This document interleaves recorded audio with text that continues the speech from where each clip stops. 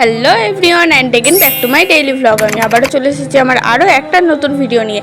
তো এটা ছিল বর্দিভাইয়ের সেকেন্ড আইবুড়ো ভাতের দিন। তো আমি প্রথমে একটা কথা বলে রাখি, যতদিন পর্যন্ত না রিসেপশান পর্যন্ত সমস্ত ভিডিও শেষ হচ্ছে আমার আইডিতে এই ভিডিওই পোস্ট হবে।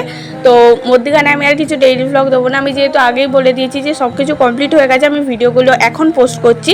তো সেই কারণে যতদিন পর্যন্ত না পুরো একদম রিসেপশান পর্যন্ত সমস্ত ভিডিও শেষ হয় ততদিন পর্যন্ত এগুলোই চলবে আর কি।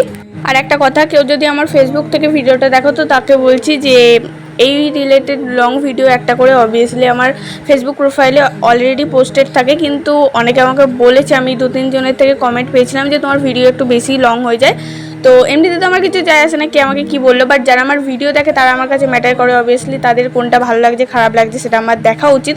তো আমার নিজেরও মাঝে মধ্যে লং ভিডিও দেখতে অনেকটা বিরক্ত লাগে, সবসময় নয়, বাট সেই জন্য আমি ভাবলাম যে ঠিক আছে আমি সব ভিডিওর একটা করে শর্টও দিয়ে রাখবো। তো সেই জন্য এগুলো হচ্ছে শর্টসটা দিয়ে রাখি আর কি।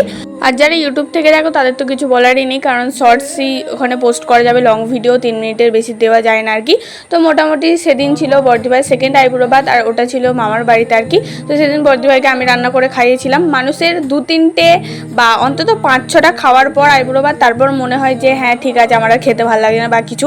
আমার দিদি প্রথম থেকেই শুরু করে দিয়েছি, যেদিন আমার মায়ের কাছে খেতে গিয়েছিল সেদিন থেকেই বলছে আমি পারবো না এত খেতে, একটু একটু করে তুলে তুলে নিয়ে খেয়েছে। আর সেদিনও ঠিক ওরকমই ব্যাপারটা করেছিল, যেহেতু পরের দিনই ছিল তো সেই জন্য বলেছিল আমি বেশি কিছু খেতে পারবো না। তো মানে রান্না করতেই দিচ্ছিল না, মোটামুটি এরকম একটা ব্যাপার স্যাপার।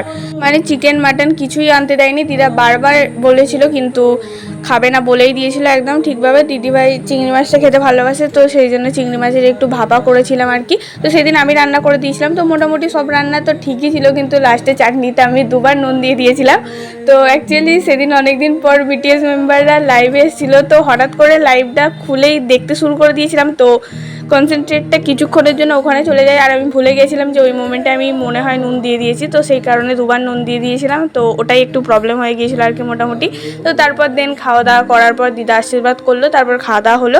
দেন তারপর বর্দিভাইকে একটু ছবি তুলে দিচ্ছিলাম আর কি ছাদে এসে। আর মোটামুটি ছবি তোলার জন্য হাত থেকে ঘড়ি আংটি মানে আমার সব কিছু খুলে নিয়ে নিয়েছে। তো সেটা বড় কথা নয়, মানে ছবি তোলার সময় কারো কিছু ভালো লাগলে আমিও নিয়ে ছবি টবি তুলে দিই। হ্যাঁ অবভিয়াসলি বাড়ির লোকেদের, তা বলে বলিনি রাস্তাঘাটে কারো হাত থেকে খুলে টুলে নিয়ে নিই আর কি।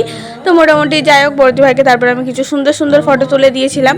অ্যাকচুয়ালি আমার বাড়িতে ফটো আমি ভালোই তুলি, কিন্তু যে আমার ফটো তোলে তার আবার আমার ফটো পছন্দ হয় না। মানে আমার যত ফটো বেশিরভাগ যেগুলো প্রোফাইলে থাকে আমার বেস্ট ফ্রেন্ডই তুলে দেয়, ওরা আবার আমার ফটো খুব একটা পছন্দ হয় না, বাট বাড়িতে কাউকে তুলে দিলে তার ভালোই লাগে। তো যাই হোক চলো আজকের মতো মোটামুটি এতটুকুই থাক, দেখা হচ্ছে নেক্সট ভিডিও নিয়ে। দেন ততক্ষণের জন্য টাটা।